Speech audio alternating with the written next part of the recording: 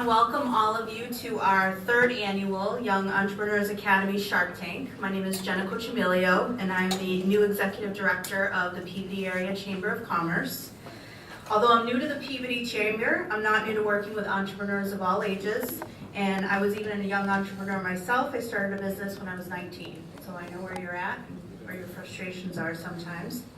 The Young Entrepreneurs Academy, or as we call it, Y.E.A, is a groundbreaking and exciting program that transforms local middle and high school students into real, confident entrepreneurs.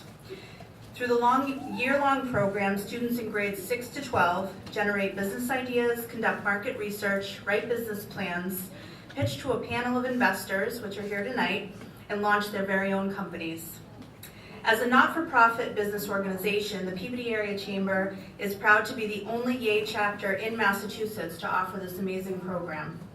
I hope you are prepared to be amazed tonight by these 11 students representing 8 schools from 5 towns, including Peabody, Lynnfield, Danvers, North Reading, and Westford. There are many organizations and people who have partnered with us to bring the Y.E.A program to the North Shore. Without their generous financial support, time, and business experience, our Young Entrepreneurs Academy wouldn't be possible. From providing the startup capital to be awarded tonight, to mentoring students, to even publicity of the program, it takes a village to turn a teen into a CEO. I now would like to introduce the person behind our local program.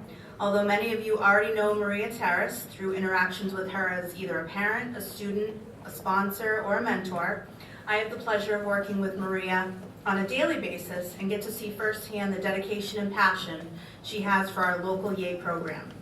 A passion which is reflective of the substantial growth this program has seen over the last 3 years. I now present to you our Y.E.A program manager, Maria Terrace.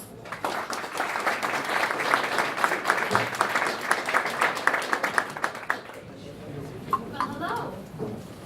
So I've met these students about a year ago. In fact, I met Alex exactly a year ago because he was behind the camera for PATV filming it, and friends with someone, an alumni from the class, in that class, and so he decided to do the program himself, which is just wonderful that it spreads like that.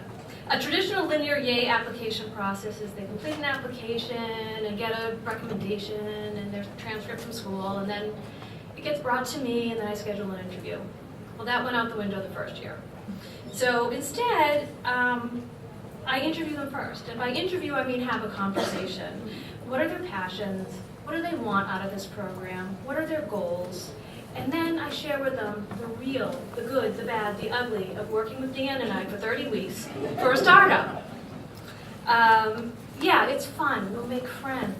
You'll start a money-making business. But at about week 22, you're going to go, oh my God, what did I get myself into? I have school, I have sports, I have music, I have to write a business plan, and if Maria emails me one more time looking for speech cards, I'm going to lose my mind. About the same time, I'm going, oh my gosh, what did I get myself into? I'm juggling a lot, and if I have to email those kids one more time about speech cards, I'm going to scream. But we get through it, and we get through it with the help of mentors, the parents, each other. We find out what we need, and we get through it. And we do it for here, right now. This is your moment.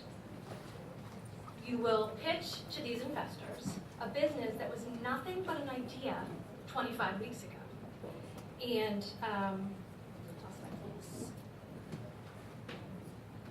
I couldn't be prouder to be the Y.E.A program manager. And that's why I do it. Community Credit Union generously provided a 3-year commitment to help the Chamber get the Y.E.A program started. I'm happy to say they've recently renewed for another 3 years. And I'd like to invite Dr. Nick Sarantopoulos of Community Credit Union to share a few words. Thank you.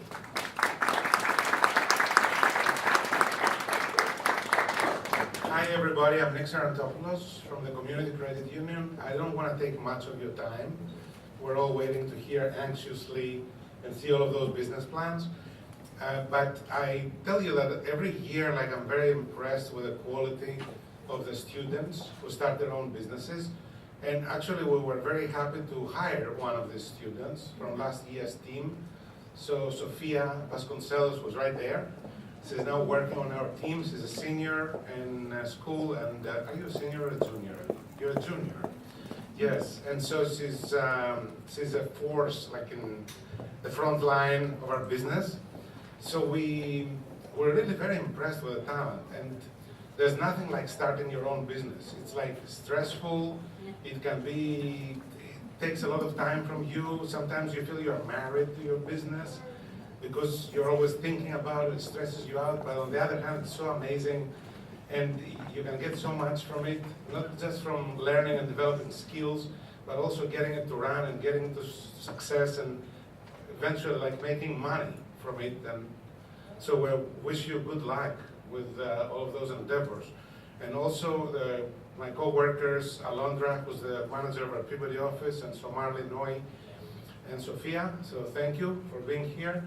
And I don't know if you know much about credit unions, but the difference between a credit union and Wall Street banking is that you own the place where you bank. So when you open an account with us, you become an owner of the financial institution. So instead of making money from you to give it to hungry shareholders in Wall Street, we give it back to you. An example is we pay up to 2% interest on our checking account. So check us out. We're downtown Peabody, across from the car wash. It's business accounts, business loans, commercial real estate. We do pretty much everything that those large banks do. We'd love to have you. We'd love to meet you and talk. And again, thank you. Good luck to all of you. I hope you all succeed and do great. Thank you.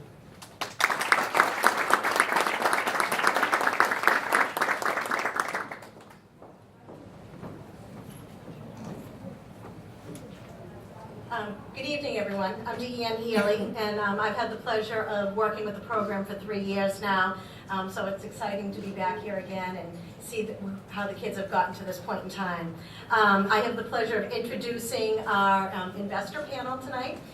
So Nick was very modest, so I'll tell you a little bit about Nick's background.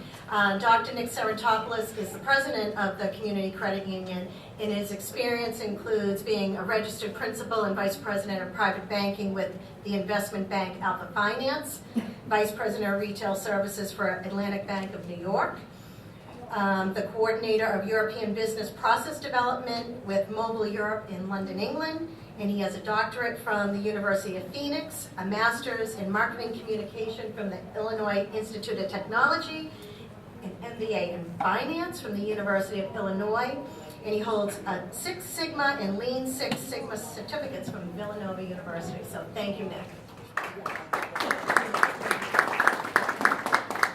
Our next investor is Liz O'Hara. She's a regional senior vice president for Eastern Bank based in Lynn, and understands that small business is the pulse of our economy and communities. Eastern Bank is the oldest and largest mutual bank in the United States and the largest community bank in Massachusetts. And through the dedication of time and talent by employee volunteers like Liz, the generosity of the Eastern Charitable Foundation's sponsorship and grant efforts, in partnerships with local community organizations to improve financial literacy, Eastern is committed to giving back. So thank you for joining us this year, Liz. Another first-time shark this year is Brendan Johnson, the founder of Tech Doc Solutions, based here in Peabody, where they're ready to handle the tech, so you can handle your business.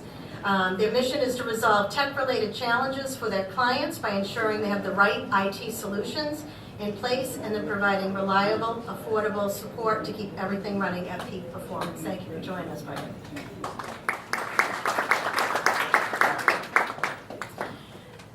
Returning investor Chuck Holton is president of Holton Oil, a marketer of heating oils, diesel fuels, and propane gas, as well as heating and air conditioning services to homes and businesses throughout northeastern Massachusetts.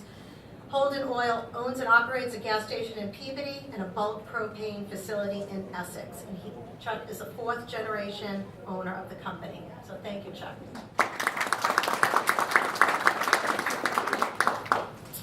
Another returning shark, that sometimes we call Mr. Wonderful, is Mike Murray, a managing partner of Peabody Wealth Advisors. Mike's lifelong mission is, as a financial planner, is to assist clients in obtaining the optimal balance of financial independence and quality of life. Mike provides independent and objective financial advice delivered in a cost-effective and transparent manner. And based on his industry experience with both wealth management and risk, Mike is able to take a holistic view of his client's individual situation and make appropriate recommendations. So, welcome back.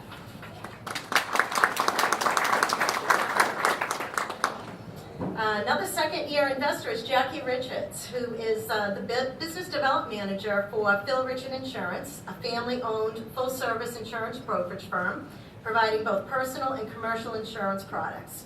She's responsible for the company's branding, marketing, best practice operations, and community outreach. So, thank you, Jackie.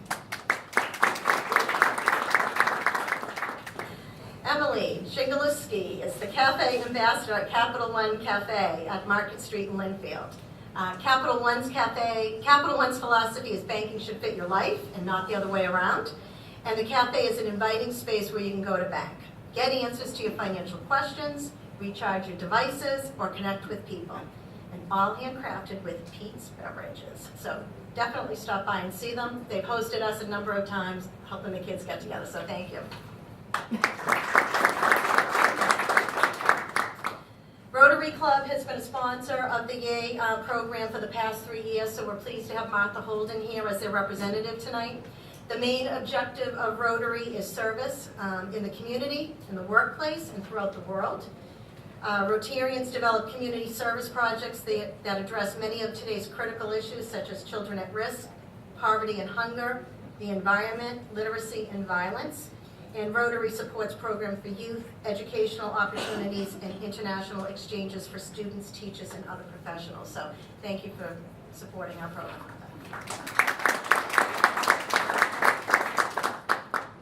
Renee Sheltra is a branch manager for TD Bank in Peabody.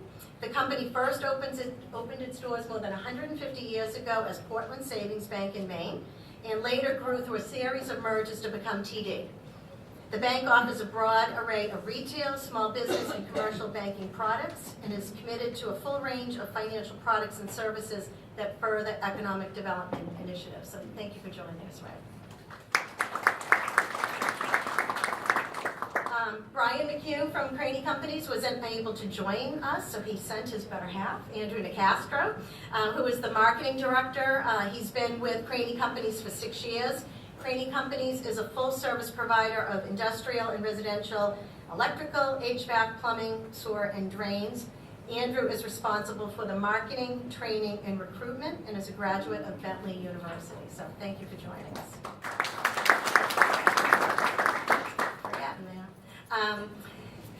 Matt Genzali is third year in the program. He's been a mentor, he's been an instructor, and this year he joins us as one of our sharks. He is the owner of MRG Construction based here in Peabody, which provides construction management, design, build, and general contracting services to a variety of commercial customers, including retailers, end users, developers, property managers, and private corporations. Matt's a graduate of Boston University and holds a Bachelor of Science in Mechanical Engineering. And he has more than 16 years experience in commercial construction industry. So thanks for joining us, Matt. So before we go on, I just want to kind of give you an update on where some of our past students are right now. So last year, we have some of them here that have joined us tonight. Brandon Heath is the CEO of Brain Bucket Safety. He is now a senior at Peabody High, still running his business, and is coming out with a new design for a logo and shirts, and feels that the Y.E.A program helped motivate him to do something different in his life. Matt Champa, if you remember him, he is the CEO of Treasure Socks. Matt's a 7th grader at Linfield Middle School, and he is currently working right now on securing a manufacturer for his socks that have a little pocket on the side to hold either medication or your ID. So he found that Y.E.A gave him a great foundation to succeed in future in business. Om Trivedi is the CEO of Derive Robotics. He was the winner of the competition last year, and he developed a program to teach middle school kids middle school kids how to use robotics, the robotic kits, and prepare them for high school competitions. So he had a partnership last year with Endicott College, and he's still running his business. And the first session of Derive will start on April 16th of this year. So, congratulations. Nick had mentioned Sophia Vasconcelos. She is now a junior at Peabody High, and she still runs her business, Generosity. Congratulations. She actually used the business this year in her DECA class and competed with it and placed 5th in the state with her business idea. So congratulations, Sophia. And then last from the class last year, we have Mike Axiotakis. His business was Axio Covers. He is now a junior at Linfield High, and his business was creating a cover for the Chromebooks that all the kids are using. And he's in the process right now of meeting with different schools to offer similar covers that can be customized for their schools. And then from our very first class, we have 3 businesses that are still operating. Julia Barnes was the CEO, or is the CEO of Lila's Leads. She's still making dog collars, leashes, and dog toys. They're available online. You'll see her at craft fairs, and she sells them out of her father's store as well. Happy Wear is the CEO is Ashley Curtin. She is now a junior at San Diego State University. She's studying international business, and she still continues to run her business out of her dorm room. When she's home on break, you'll see her around in some of the local yoga shops, opening pop-up shops, and she sells most of her stuff online.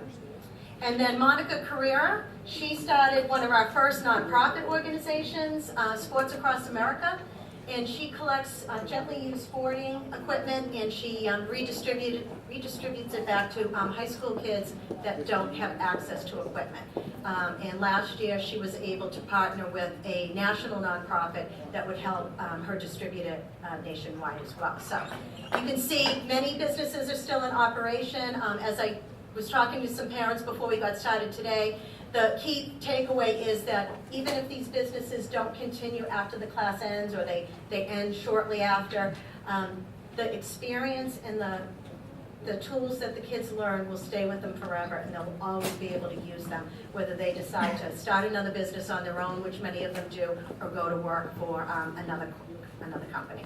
So we commend their fortitude. So before we start with the presentations, I want to give everybody an idea of how the investor panel works. Each student will come up and give up to a 5-minute presentation on their business, and then we will turn it over to our investors, who can ask the student just 3 questions. So we'll take turns going down the row asking questions. Once all of the presentations are complete, the investors will be secluded in a room for deliberation, and they will decide the merits of each student's presentation. They'll decide whether or not they want to fully fund, partially fund, or not fund at all a student's business. And then we'll come back here and we will present the results of that. The investors will also choose 1 student tonight to represent the Young Entrepreneur Academy program at the regional competition as well. So based on the presentation skills. So that's what we'll be looking for. Okay? So without further ado, I'd like to introduce our very first CEO to come up. Gianfranco Sacco, also known as G, is the CEO of Focus Fund.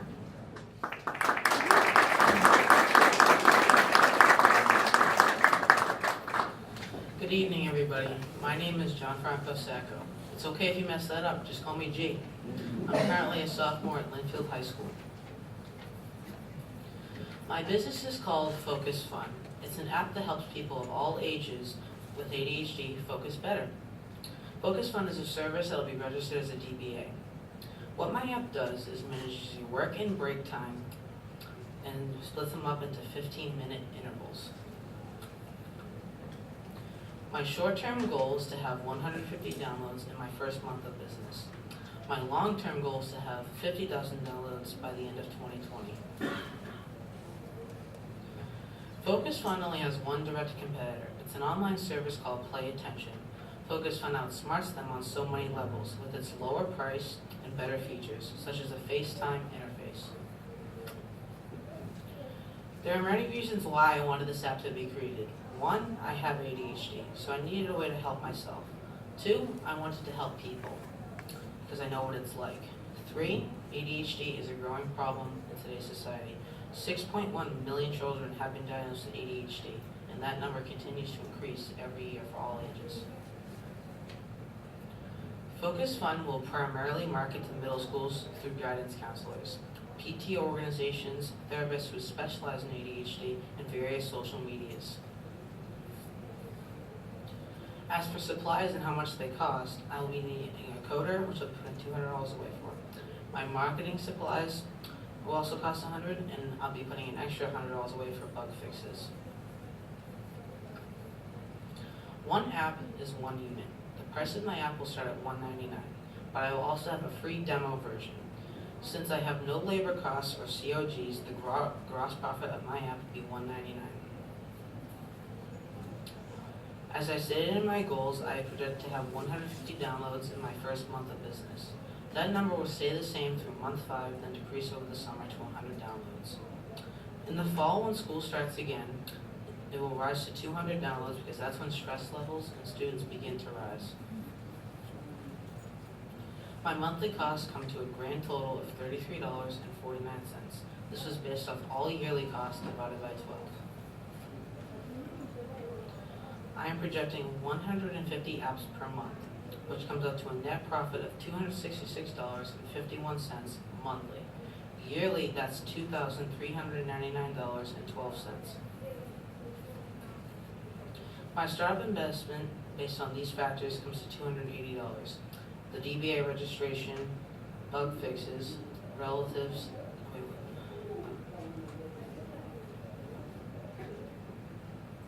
and marketing supplies in the trade show.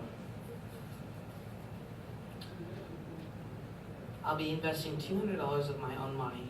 My parents and relatives combined are investing another $200. My total startup cost comes to $700, so I'm asking you, the investors, for an additional $300.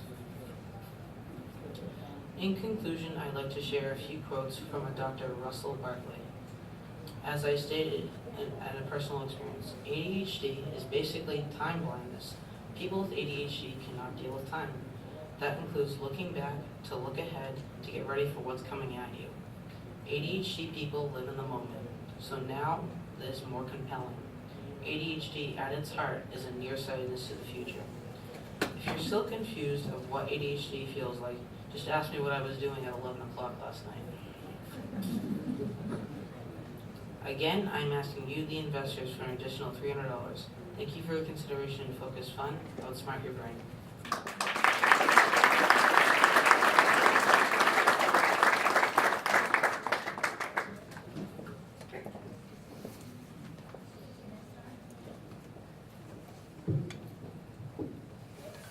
Gianfranco, that's a great idea. Tell us a little bit about you, your values, what drives you in life. Well, I'm a very chill person. ADHD really struck me, and it was hard for me in life, but I found a way to fight through it based on this app that I'm creating, and yeah, that's pretty much it. So how do you plan on marketing the product? Well, as I said, I'll be marketing to middle schools. I'll be contacting various guidance counselors, and PT organizations are really good with connecting with schools, so they'll help me there. And I'll also be, obviously, marketing through various social medias. Thank you, G. Very nice job.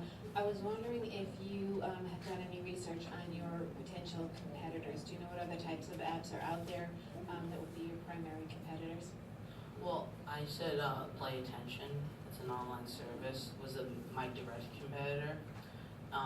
What it basically does is it manages your stress levels. It records them and sends them to you. But it's basically focused on learning games. It doesn't really focus on managing your time and break time, which is what I'm focusing on. So, yeah.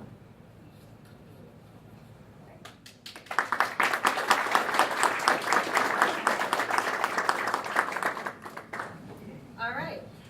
our next CEO is Alex Locke, CEO of Urban Vinyl.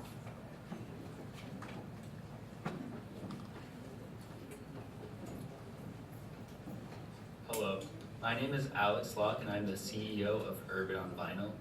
To start, Urban on Vinyl is an online marketplace that allows members to sell and trade vinyl records. We have a subscription service where our members can sell their records. For only $2 a month, members can sell and buy vinyl records. In addition, this online community will receive a monthly email newsletter with updates on the record industry. They will be able to rate albums, post photographs, and share their experiences of the website. I am the sole owner. As a fellow record collector, I've collected over 70 records, and my collection keeps on expanding. Whenever I'd want a rare record, I would always look on really confusing websites that weren't that user-friendly, and they sold records at a very expensive price, and that's where I got the idea of my own business, an online store that sells records at an appropriate price. A short-term goal of Urban on Vinyl is to sell 7 records and have 8 members join. Having this goal will help set up what is in our future and spread our name. Our long-term goal is to sell 120 records and have 200 members within the first year of business.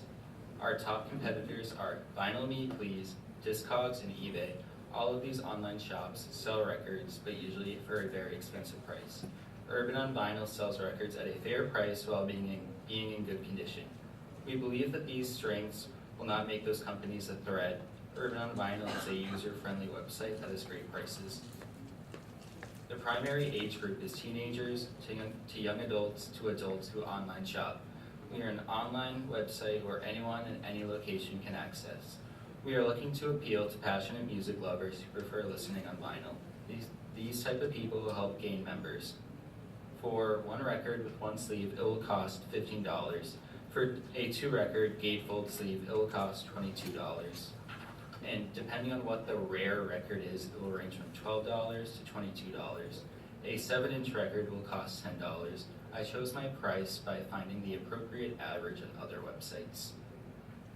Urban on Vinyl will focus a lot on social media marketing. We will be making accounts on Instagram and Twitter to promote the company. Promoting on social media will help gain potential members. There is no exact cost of supplies since we are a website and don't need supplies. As you can see, our gross profit is $5.75 per unit.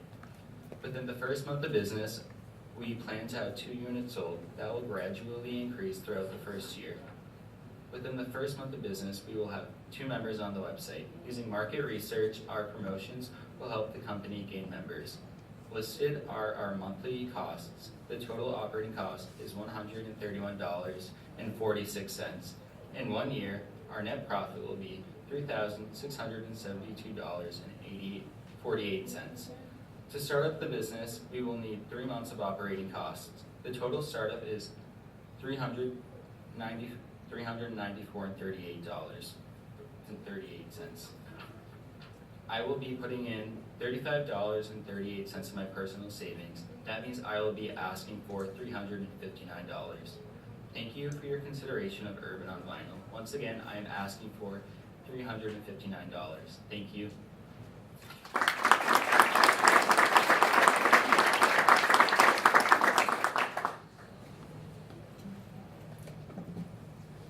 What's your favorite record? Oh my god, did you just ask that? Well, recently I've really been liking Lorde. She has like really good artwork and really good music. So I have to give it to her right now. And help explain to me how you'll get your inventory and how you'll know what people are really looking for. Well, the inventory is going to be between the seller and buyer. Since I'm like an eBay of some sort, it's just the marketplace. Is that all? Yeah. Thank you. Hi, Alex. Hi. My sister loves Lorde too. She sings it Oh, yeah. all the time. Yes, I Pretty listen good. to it a lot. My question is, I think my one consideration if buying a record online is, what if it gets damaged during transit? How do you guarantee? That's going to be between the seller and buyer. I'm not really in control of that. Limited liability, smart. Yeah. Yep. I was wondering if you know how many, what percentage of population that you're going after actually has a vinyl record player. Can you say that again? I was wondering if you know what percentage of the population actually has a vinyl record player today. I don't know the exact percentage, but I know since like a couple of years ago, there's been a boom in the vinyl like industry where a bunch of current artists who make new music, they're releasing on vinyl, and more websites are coming up, and more like stores are selling vinyl records. So.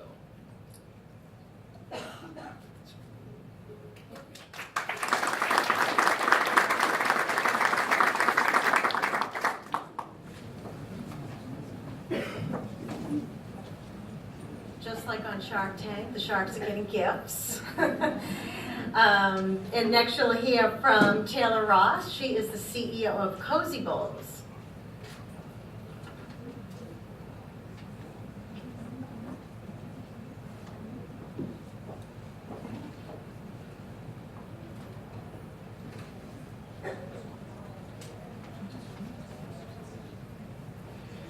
Hello, my name is Taylor Ross. I'm an 8th grader at Higgins Middle School, and I'm the CEO of my company, Cozy Bowls.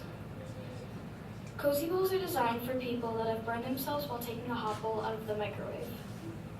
My short-term goals for Cozy Bowls Company are to sell 154 Cozy Bowls in 2018 and to have my product in at least one local small business store. My long-term goal is creating a website where I can market and sell my Cozy Bowls. The benefits of owning a Cozy Bowl are it's machine washable, reversible, and has multiple designs. Reasons that you should buy a Cozy Bowl is that it protects your hands from serious burns from occurring while removing hot bowls out of the microwave. The idea of Cozy Bowls Company is to prevent serious injuries from occurring while removing hot objects from the microwave.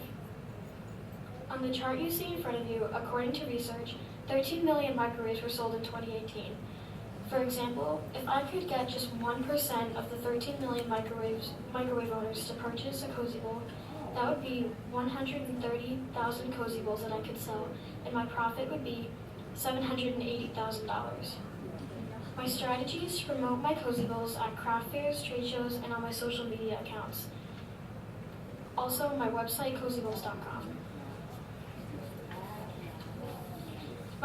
The competition I've seen is online and at craft fairs.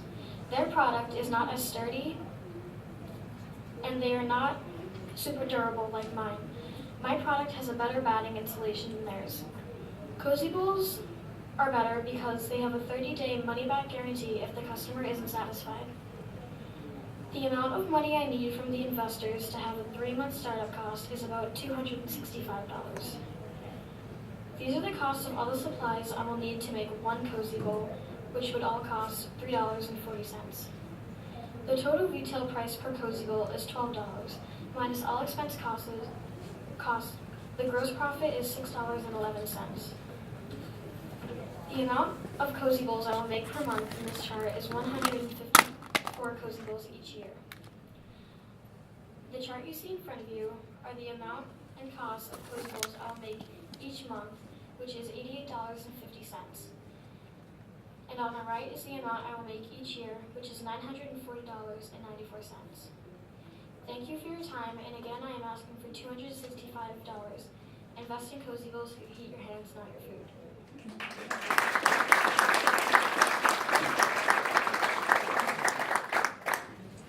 Love the idea.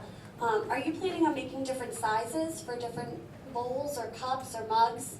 Yes, I'm working on making a size for a smaller, cereal bowl. That's a great idea. Well done. How did you establish your sales goals for the first year? Can you repeat that? How did you establish your sales goals? Did you? I honestly don't know the That's answer. okay. That's okay. Was it just a comfortable number that you thought you could easily manufacture and? Yeah, and due to schools and managing my time. So they are handmade? Excellent. Thank you. Sorry, I asked 3 questions. Hi, Taylor. This is an absolute great idea. So what are your plans? You set sales goals. What happens when people start buying these like crazy? How are you going to be able to manufacture all these things? Well, I've actually taught some of my friends how to sew so they can help me. That's a good idea. Thank you.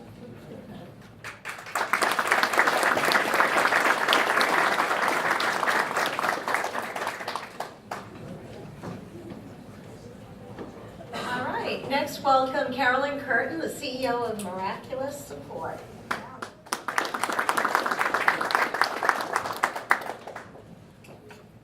Hello everyone, my name is Carolyn Curtin, and today I will be presenting to you Merakilous Support Premium Neck Prop. I'm super excited about it, so I hope you all are able to become as excited about it as I am.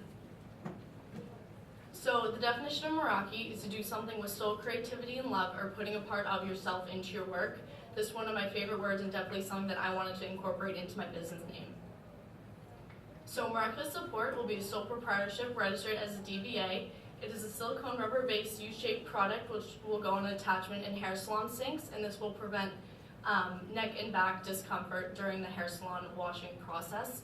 And 5% of my profits will also be donated to Citizens In, which aids women and children overcoming homelessness and hunger. So I conducted some research to further confirm that this is a serious issue. 88.6% of people said that they have experienced neck and back pain at the salon. So again, this is a major problem that needs to be addressed, and comfort is the #1 priority in any health and beauty industry. So the fact that people are experiencing discomfort at the salon is something that needs to be addressed. Here's a basic CAD design which I've created. I'm currently working with my supplier manufacturer, Green Rubber Co., based out of Woburn, Massachusetts. They're helping me create a more detailed CAD designs. I've never worked with the software before, so this is what I have as of now, but they're going to help me advance that as well. So in the short term, I plan to sell this product to all salons across the Essex County. From there, I plan to sell this to at least 200 salons across Massachusetts, and then expand across the United States, selling at least 2,000 units. Any given salon could have 3 to 5 hair washing sinks, so one customer may be buying multiple units at a time. And then I also hope to establish a different nonprofit in each state. So for example, a salon in Georgia may find more value knowing that part of their purchase will be going to an organization a little bit closer to home. So my target market is salon owners and managers. I will be selling business to business. So this product will attract people who value the customer experience and the comfort of their clients.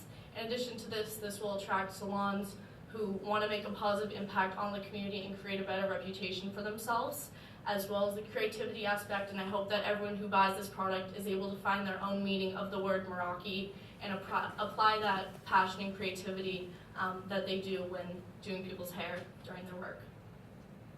So I currently have 2 competitors on the market, Neck Ease and Gripper Gel Rest, both created by Betty Dane. These products are both based out of New Zealand, which can be a hassle with shipping and handling and more expensive to get overseas. One is priced at $14.95 and the other is priced at $25.95. My product will be priced in the middle at $20. Next, I have some reviews of the current products that are on the market.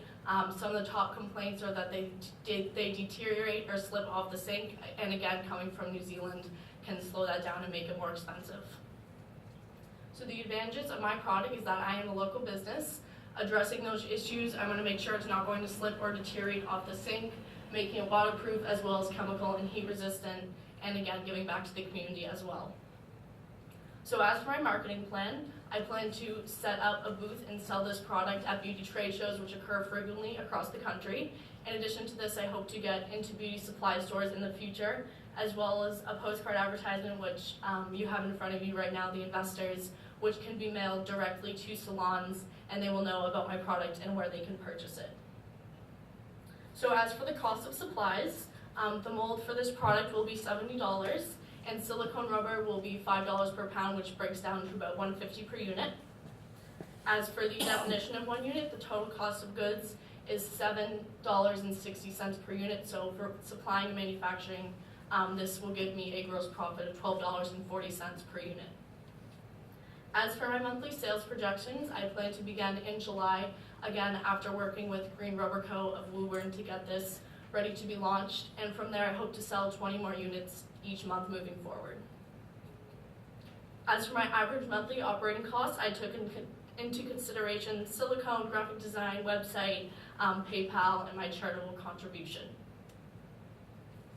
For my projected monthly yearly, I plan to sell 140 units per month. That is an average of the table in the previous slide. This will give me a net profit per month of $1,636.62. And as for yearly, I plan to sell 1,680 units, giving me a net profit of over $19,000 per year. This lands me with a total operating cost of $332.71. So for my finance strategy, I'm going to be investing $98.13 of my own money, and today I'm asking the investors for $900 to get this product launched. So thank you so much for your time, and I'd love to answer any questions you may have.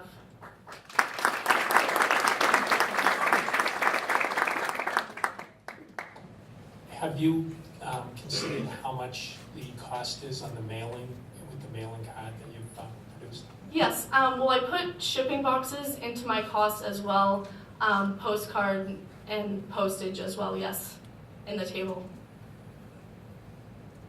I think this is a great idea, being a woman. I know this is much needed in the marketplace. Yeah, thank you. Can't wait to see it out there.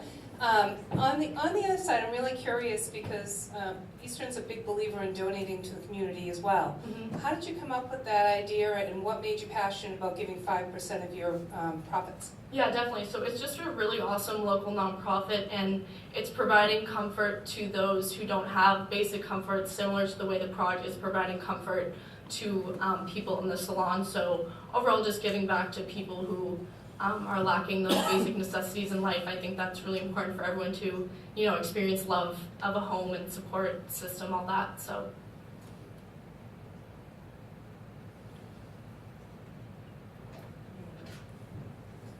So, what percentage of the salons today do you think use your competitors' products? Say that again, sorry. What percentage of the salons use your competitors' product? I called 30 salons in my area, and only 2 came back saying that they are currently using the products on the market. So again, I think with my strong marketing initiatives, and again, even doing door-to-door sales in salons in my area to establish that brand presence and personal relationship with my customers, I believe that this product can be a really strong success. Great, thank you. Thank you so much. So nice meeting you guys.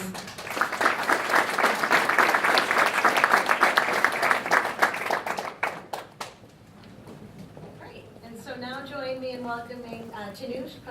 He's the CEO of Grade Mastery.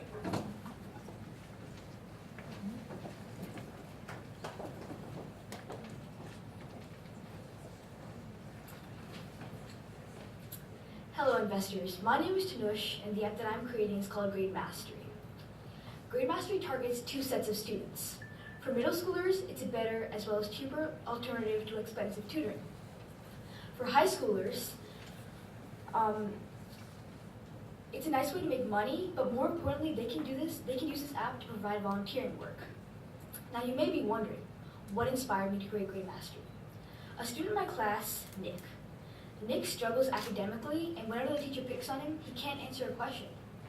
This is where Grade Mastery comes in.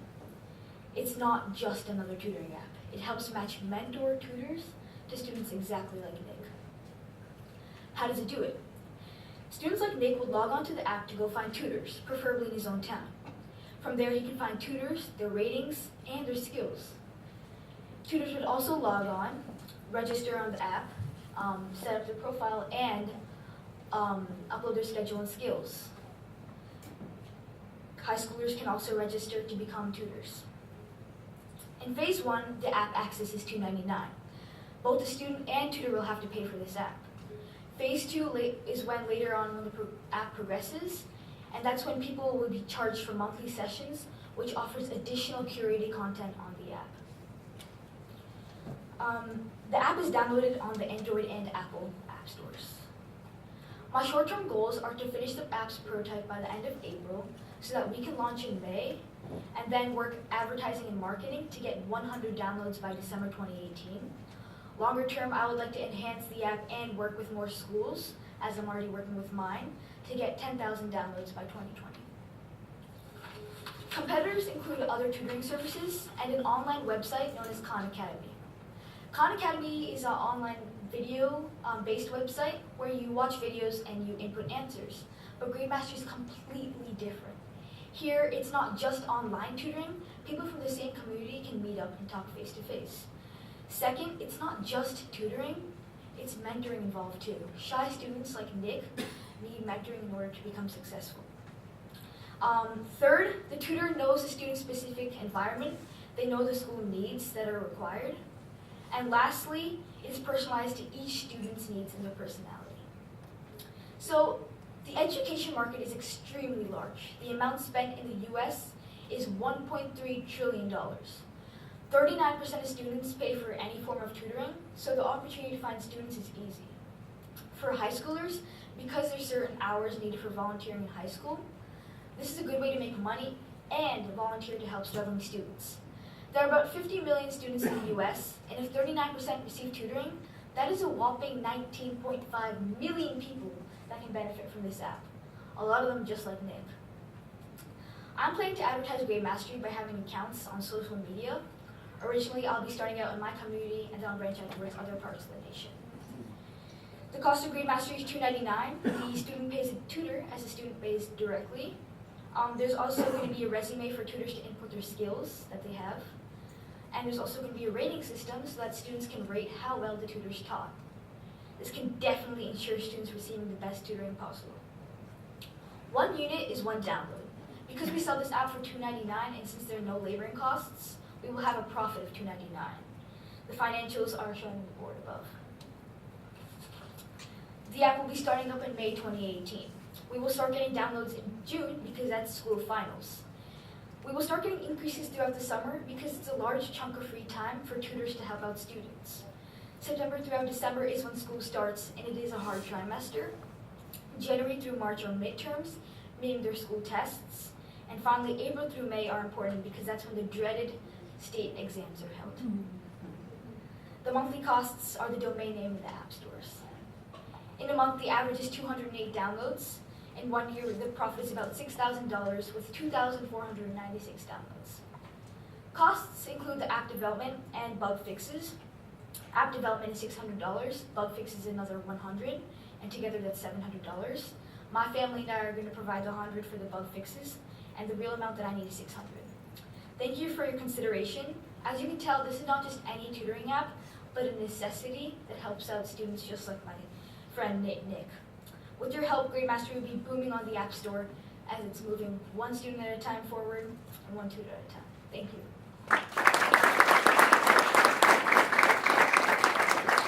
Great job. So with all of the stuff going down with Facebook, what kind of information would you require from the tutor and the student? So from the tutor, I would like their resume because I would like a tutor that actually is accomplished in something. And then I would also like maybe their number so the tutor and student can meet up together, either on FaceTime or maybe they even live in the same community. And so from the student, I just probably need his or her email, so I can give them notifications whenever something good happens or occurs. Nice job, Tanush. Thank you. I was wondering how you would recruit tutors in multiple communities. You said that you wanted to match students to tutors within their own communities. So in high school, there's actually certain hours needed for volunteering. And so many people that I know in high school volunteer, but they volunteer in shelters that they don't receive money. But not only is this a way to help volunteer, they can also receive money from this. And so that's a benefit of using my app to become tutors. Hi. Hi. Great job. Thank you. I wish I would have had this about this year because I have an 8th grader. It would have helped the school much. It would have helped him so much through the process.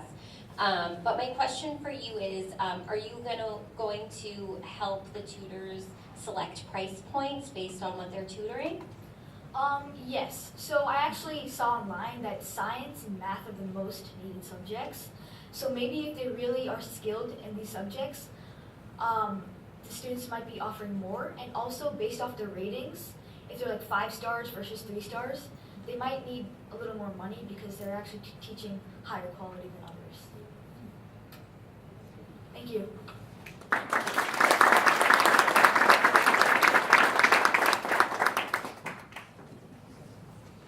Our next presenter is Nicco DiChicco, of Nicco's Neat Lunch.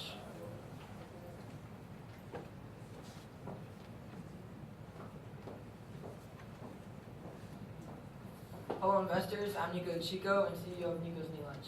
I'm currently a 7th grader at St. John's the Baptist School in Peabody. The idea about Nicco's Neat Lunch is to make recyclable, machine washable, biodegradable, recyclable, and antibacterial lunchbox liner / pouch, which you have in front of you right now, that goes inside your lunchbox and keeps it clean and smelling fresh. Nicco's Neat Lunch will be put into retail and is a sole proprietorship and will be a certified DBA soon. The lunchboxes seem clean, that's not the truth. Research states that 73% of lunchboxes have mold, 20% of lunchboxes have bacteria, and only lucky 7% have nice clean lunchboxes. I want to make that 7% become 95 to 100% clean lunchboxes. And we can't haul our fridge to school like Garfield can. It'd be great though. Short-term goals are pretty simple. I'd like to launch my product at the end of 2019 and find a manufacturer to make Nicco Neat Lunch liners also, and sell 100 liners in the first 12 months of business. Long-term goals, I want to get my product in the big retail stores like Target and Walmart, and most of all, I would like to be successful. Before I just say I don't have any competitors, I don't have any direct competitors. There's nothing else out there on the market like my product. There's no liners or anything like that. The only thing I found is one, but it's like an $80 lunchbox that comes with like removable insert, but you have to buy a specialized lunchbox, and I don't want that. I want people to be able to use their lunchbox that they bought. But I do have many indirect competitors, perhaps paper bag, tin lunchboxes, regular lunchboxes, and even a plastic bag. We'll be using Facebook. The target audience is moms of kids in school and grown-ups who bring their own lunch to work, and teenagers who might do the same. The product will be priced at $15 for one liner, maybe two liners for $15. I'm not 100% sure yet. We priced the product based on the results of a group of 50 surveyed parents from a preschool that my mom works at. They'll be sold online at my website at niccosneatlunch.com. For materials, the fabric is $6 for 1 yard, and thread is $3.75 for 275 yards, or 73 cents a yard. Logo patches, which you can see on the liner, is $1.33 a patch, making it $15 for 20 something, I'm pretty sure. Costing me a total of $4.06 to make one liner.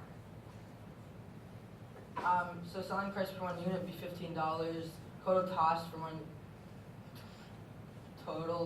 of one unit would be $4.06. So then gross profit of one unit would be $5.94.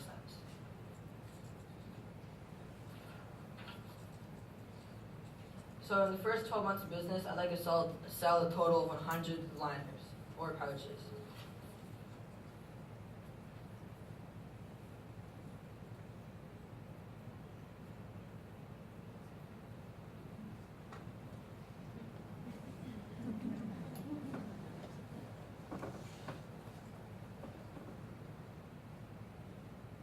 I have no average monthly operating costs. I don't pay for my own Wi-Fi or my own telephone yet. Not old enough to. Don't want to, honestly. I'm good. So you can find the fabric that I use at wazoodofabrics.com for $6 a yard. You can find thread at Walmart, patches from Sticker U, and to become a certified DBA, I have to go to Dannerstown Hall for $25. Okay. I'd be happy to invest personal savings of $100. Relatives and friends have talked about giving me $100 for my business and seem really enthusiastic about it and really want to help. But from you guys, the investors, I would need $395.95 to start up for 3 months.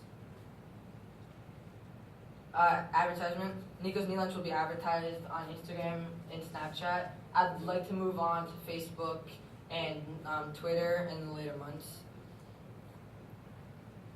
Hope you remember my business and help me stop the stink.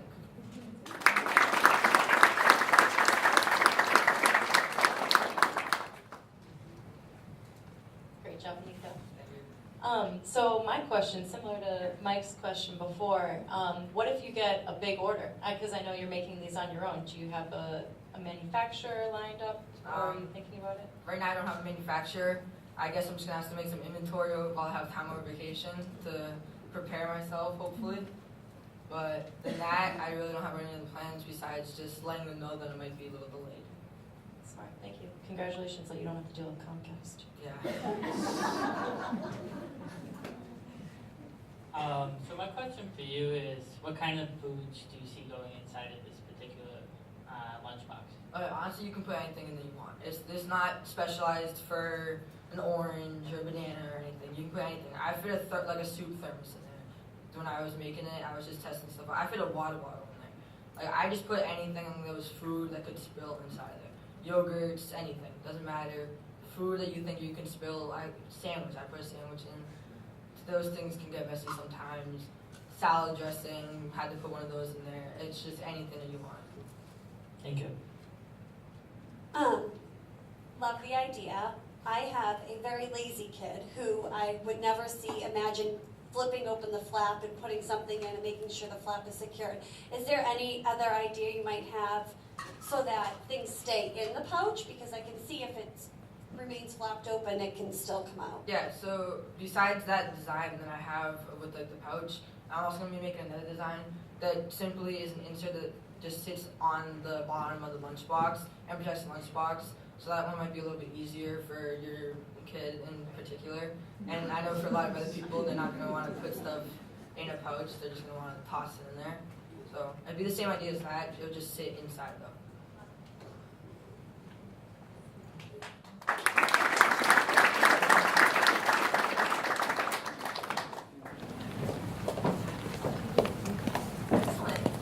Next up is Ian Miller of Ian Miller Designs.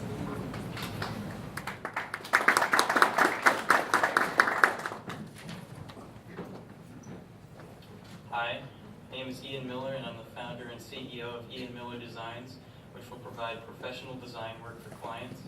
I decided to start the business because I've been interested in the field for years now, and now that I've had over 3 years of experience and taken a graphic design class learning to use Photoshop, I feel that I can offer my services to clients without the common inconveniences of many other designers. This is a portfolio of previous work I've done for other local clients. 2 are online flyers. The left is for an event at Make It Yours Boutique, and the right is for an event at Vidham Wine Shop. These are both local businesses in Middleton, and the bottom is the logo I designed for myself. Ian Miller Designs will provide graphic design work for local clients that will be unique to their needs. For added convenience, printing and shipping can also be available. Clients will contact me via email and will be charged an hourly rate. By the end of Q2, I'd like to be consistently providing work for a minimum of 4 clients each month. After the first year, I would like to be partnered with a local printing company to attract potential clients. To start, printing will be outsourced to Staples until the company has a consistent income. While there are a few other designers in the area, Ian Miller Designs aims to be more affordable and work more quickly than the competition. In addition, all designers have different styles and no 2 are alike, so it all depends on the style the client needs. Online competition is not a direct threat to the company since marketing will be aimed at local clients. The target market consists of local clients living in the Middlesex, Essex area. They are professionals who run businesses, organizations, or other small similar groups. They will be looking for good design work to be done quickly, efficiently, and inexpensively. The service is priced affordably at $60 per hour, which will be used as a marketing advantage because some small business owners often cannot afford professional design work. All pricing, including shipping,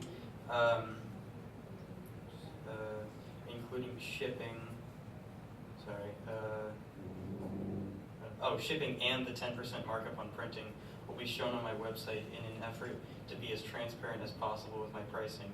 The service will be promoted through social media and online advertisement on websites like Facebook. It will also be marketed in person using business cards and brochures. Since it is a service and everything is completely customizable, it can be difficult to define a single unit. Here and on all future charts, I've just used an example of a project designing a logo and business card plus printing 500 business cards to define one project or unit. As you can see, the only cost to the company is the cost of printing, so the cost of one project is $14.99. One project is a logo plus 500 business cards. Assuming this takes me 4 hours to design, the project will be priced at $257, which is the cost of labor at $60 per hour, plus a small markup on printing. This sets the gross profit for each unit at about $242. Sales for each month are projected to be around 3 to 4 units. 4 in the months with more holidays, such as February with Valentine's Day and September with back to school. Many more sales are projected near the holidays.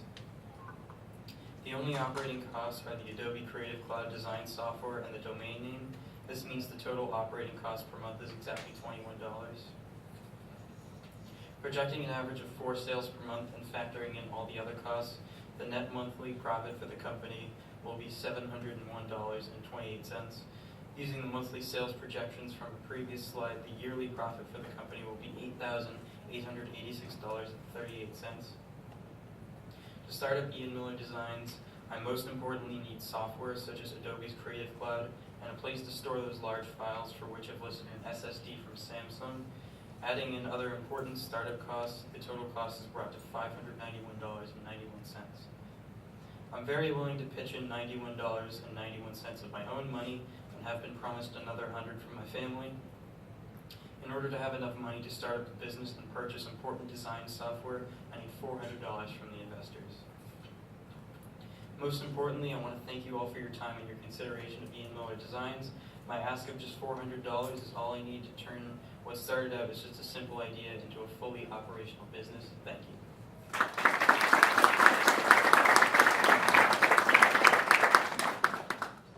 Great job with the logo, it looks great. Great job. Congrats. Where do you plan to conduct your in-person marketing that you spoke about? I'm going to the clients are going to email me at first through my website, and then if they want to meet in person, I'll meet up with them in person. Also for marketing, I'm going to be going door to door, so I can just meet with them there if they need Hey, me. great job. Question I had, you mentioned that you didn't consider online your competitor, but you're going to be on social media. So what's going to differentiate, because there are websites out there where you can order graphic design services, what's going to make you different than ordering from someone online? Well, they are a competitor, just not a direct competitor, so I am acknowledging them. What makes me different is that I'm priced at a slightly lower, more affordable price. But overall, all my marketing is going to be focused on local companies here in the Middlesex and Essex areas. So at the moment, I'm not really too worried about online competition. If someone needs work done online, they can go to anyone. So that's why I'm focusing in on local competition, because there's a much smaller sort of group of designers people can go to. Great job. Where do you draw your ideas from for your logos, for your things like that? Well, I take, the information I'm given from a client, and I sort of just think about what I would see if I was looking for something like that. So for the Bettencourt wine shop, when I think of wine, I picture a wine glass. I put that on there, I where to place the taps and everything like that. I sort of just space it out and see what looks good. I don't really have a formula or anything. I just kind of have an eye for that kind of stuff. I can't really explain it, but it just kind of comes to me naturally. Great, thank you. Thank you.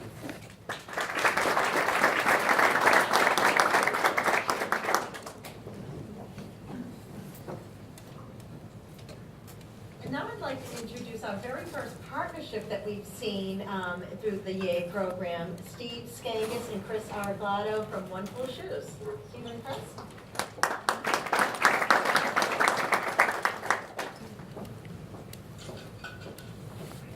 How are you guys today? I don't know if it was the coffee or I'm just so excited to share this with you guys today. Maybe a little bit of both. I am so happy to be presenting this to you today. And this is my partner Steven Scangas, as we said, and together we're One Full Shoes. We're juniors at Linfield High School, and two things have led to this amazing business idea. one of basic compassion for others, and personally knowing physically disabled people.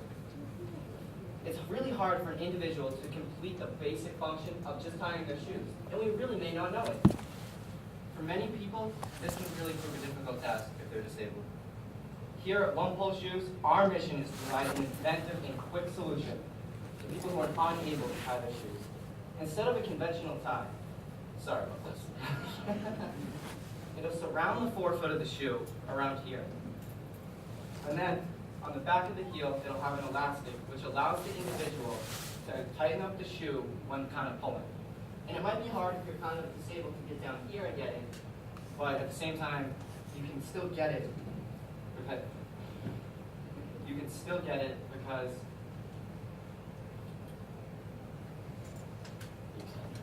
the extender on the end of the elastic will allow you to be able to get the shoe. But if you really can't bend down, we're gonna give you a hook in order to get the loop and pull up. You can buy our shoe online, check out that website, and it'll be delivered to their door. Our first step is to contact a designer or an engineer to develop the prototype of our footwear design. And we will produce 2 pairs of a functional prototype of our sneaker.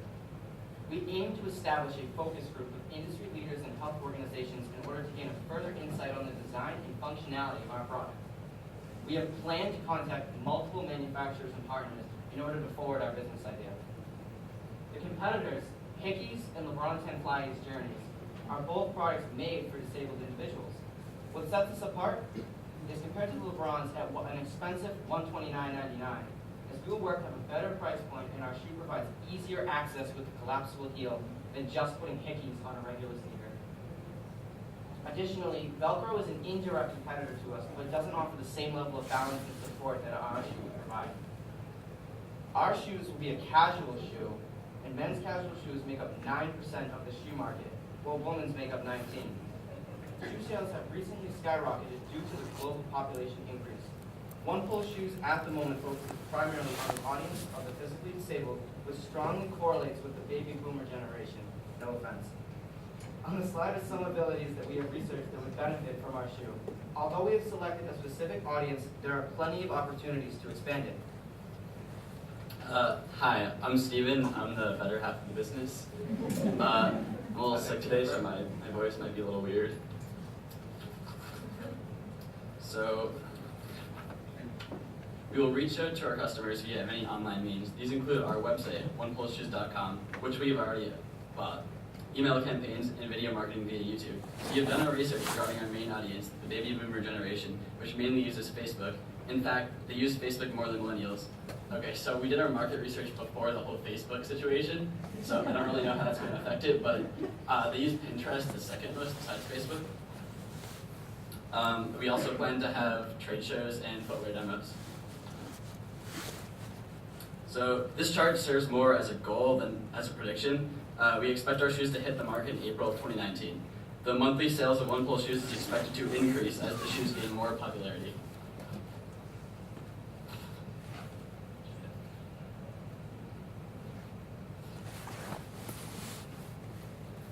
The economics of one unit is the same as our cost of supply, since the prototype is both the supply and one unit. We will not have sales for a while since we first need to develop the product. We already own the domain name for our website. It costs $1 per year.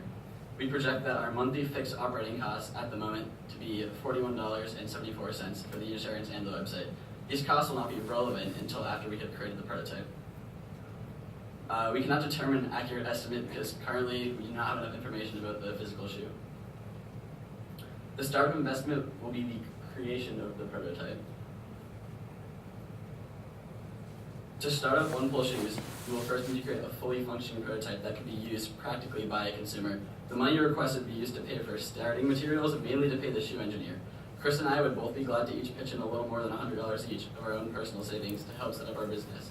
We need $1,075 more to be able to launch our business. Thank you for your consideration of One Pole Shoes. We encourage you to invest in a step in the right direction.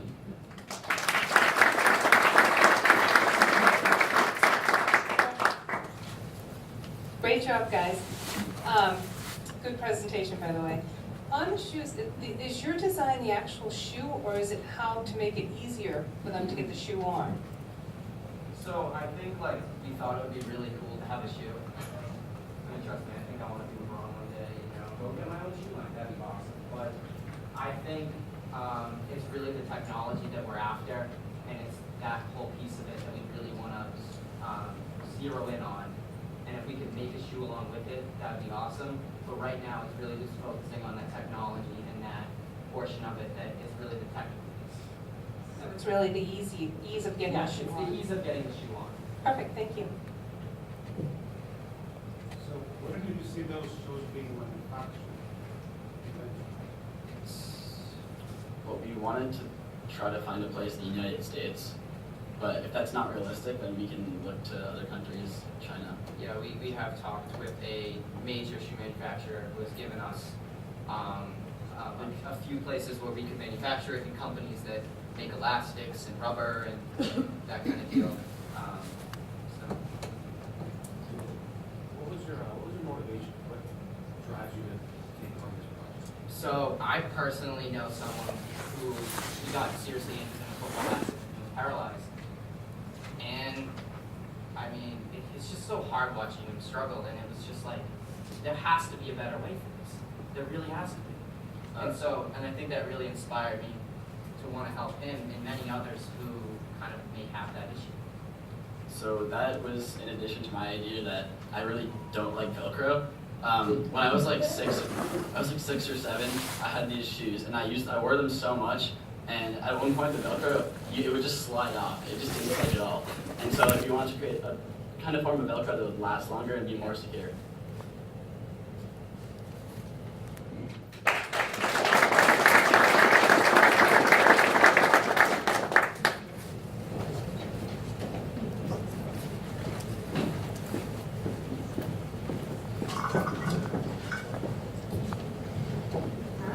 Nearing the end. Our next presentation is Niha Kaushik from Balance.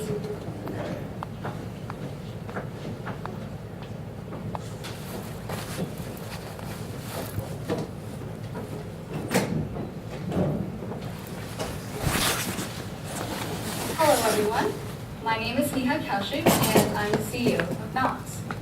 I want to start off by saying that I think all of us in this room today and up here in the panel, I think we can all agree that each one of us is unique. The variety of talents, skills, hobbies, but many of us also feel limited.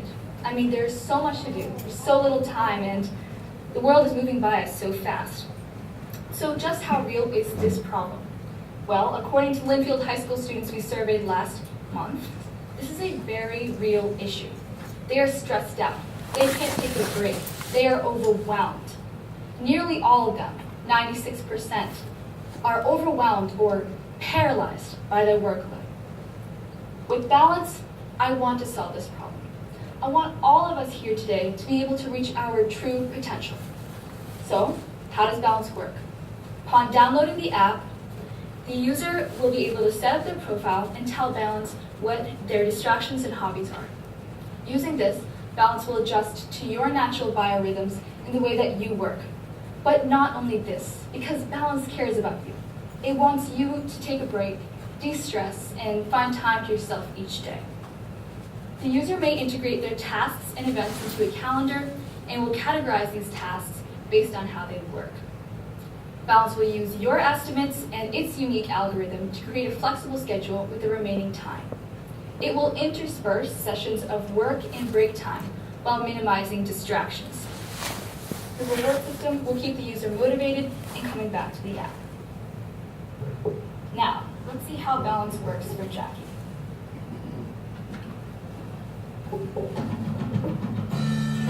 Meet Jackie. She loves cooking. She loves to play lacrosse for hours. But now, she has to study. She's your typical stressed out student. And she's barely hanging by a thread. How could she possibly manage it all? But then, she finds Balance. In 10 minutes, Balance knows everything about her. When her cooking classes are, what she likes to do in her free time, and her events and tasks for the next 2 weeks until exams. She trusts Balance to keep her on task, to help her lead the balanced life between work and fun. And suddenly, life seems manageable, even great. Life is the way she's always wanted it to be. So my short-term goals include to have 800 downloads by the end of this year, and my long-term goals are to have 100,000 downloads by December 2020. As for competition, yes, there are to-do lists, there are calendar apps, distraction blockers, productivity apps out there. But Balance is the only app that pulls all of these together and adds its own personalized touch. Now, Balance is in a $120 billion market, and that is growing 25% annually. We will have 3 phases of targeting. By June, we will have version 1.0 on the market, targeting high school students and marketing to local communities. Within a year, we will be executing phases 2 and 3, launching more features and functionality, and targeting college students and millennials. We will be eventually branching out and partnering with educational companies. I plan on marketing using Instagram to market to our younger followers and Facebook for our millennials. The app will be available on the App Store, and upon downloading it, the user will have a 7-day free trial, and that will allow enough time for the user to try out the algorithm and see if it works for them. It will be $3.99 billed annually. As you can see, the cost per app is projected to be $332. We start our sales in June, and we expect an exponential growth, reaching 800 downloads by December of this year.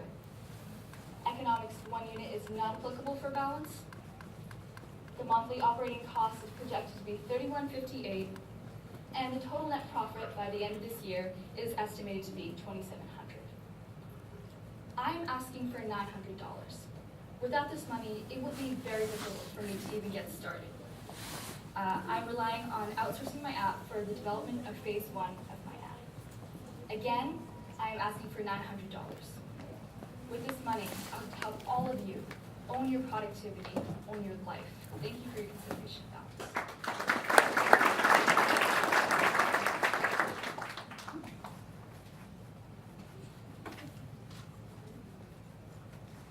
Thank you, nice job, great idea.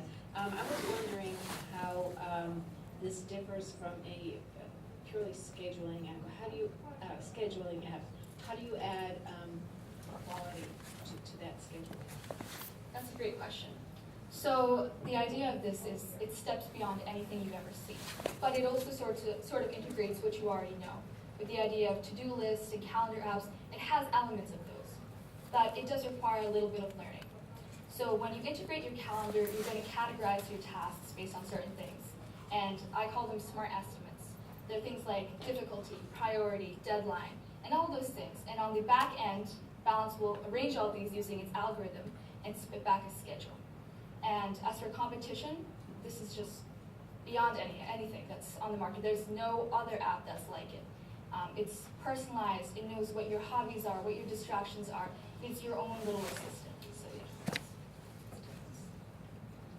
yeah. As somebody that always wants to know what's in it for me, I want to know a little bit more about the reward section of the app.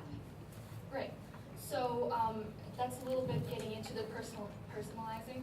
And so the reward system is something that I thought of because a lot of people don't feel that motivation to come back.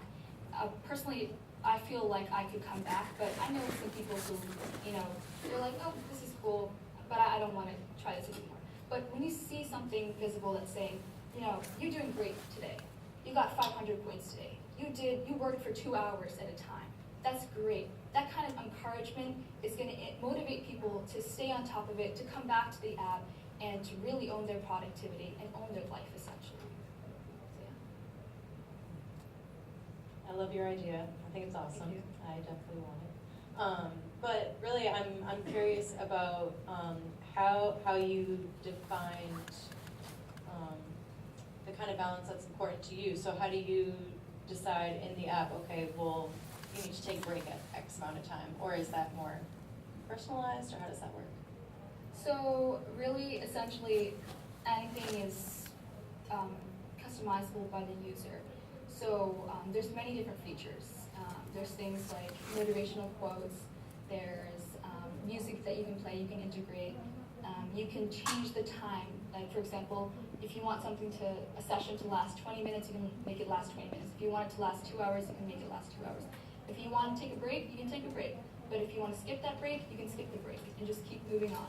And the idea of it is, if we own our productivity, we stay on top of it, we can have that little bit of time, that 20, 30 minutes to ourselves, to really, delve into ourselves and be ourselves, essentially.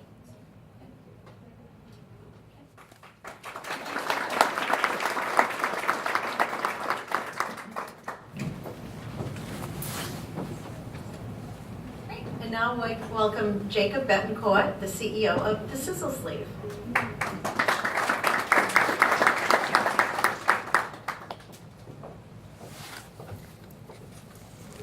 Hello, my name is Jacob Bettencourt, and I'm the owner of Sizzle Sleeve. I currently am a high school senior at Essex Technical High School, where I majored in environmental science. I also work here as a prep cook at Brooksby Village. But my first job was at the PBD Creativity Lab, at a makerspace where I taught people of all ages how to use 3D printers and other technologies. My background in cooking and rapid prototyping led me to the development of the Sizzle Sleeve. The Sizzle Sleeve is a protective covering for your arms to prevent burns. It's made of flame-retardant flexible material that covers from your wrist to your elbow to prevent burns. These burns are common with kitchen workers. The Sizzle Sleeve provides the user with a high level of protection from painful kitchen burns that occur routinely. Our product is made of a high quality material and produced with a high level of quality control.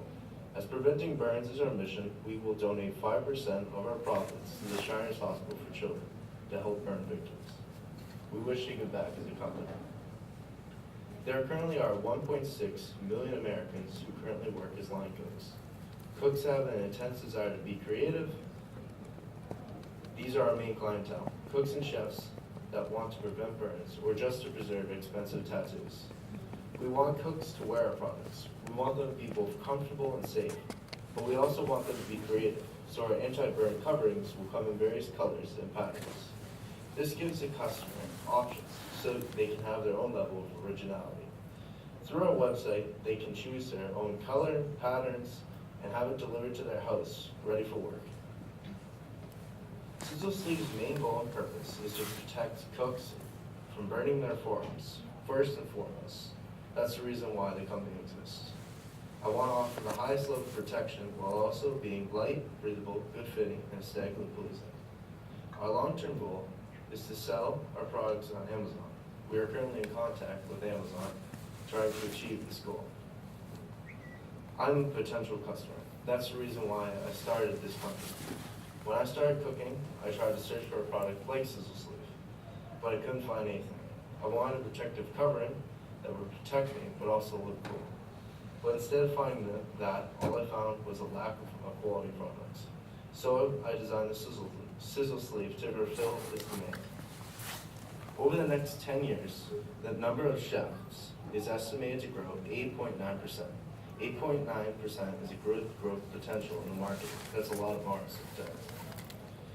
This is an example of what happens when you don't have a protective covering. You tend to get burns along your forearms.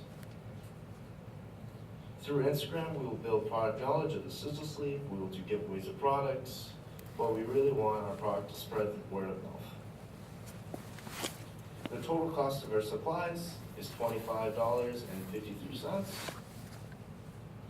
The total cost supplies is $23.53, and we were selling them for $35, making a profit of $11.47. We will begin selling our products as soon as possible, projecting 10 units per month. Our fixed monthly costs are $33.65. Our variable costs and operating cost is around $200. Our plan to begin selling, we planned on beginning a medium sale, selling 10 units a month. Factoring all of our costs, we would make about $114 a month. In a year, selling 120 units, the net profit will be just over $1,000. To start our business, we need to create a supply of 10 units. We also need brochures, business cards, and other materials for shipping. Together, the total cost of our startup will be $817. I will be contributing $100 of my own money. That means we are asking today, you the investors, for $717. Thank you for considering Sizzle Sleeve. I have seen it, lived it, and breathed the problem of Cokes being burned. Thank you for your consideration and hold the burn.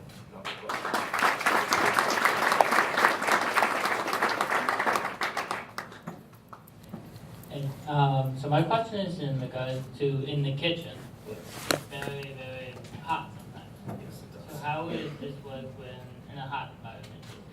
I've actually been using this product, kind of doing my own product testing, and what I found is it really doesn't like.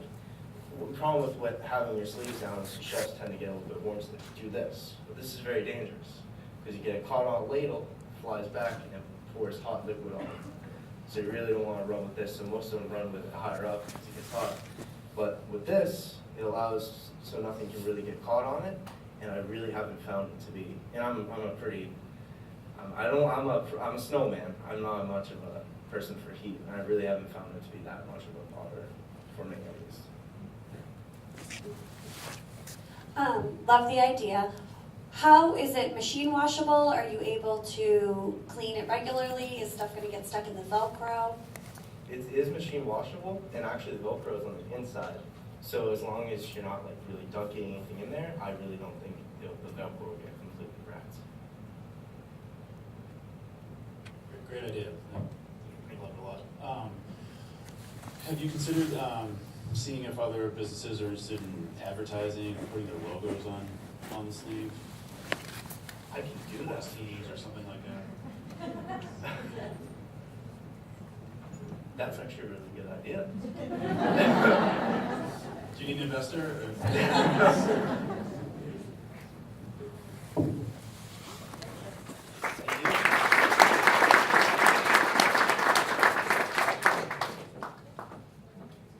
All right, were they amazing or amazing?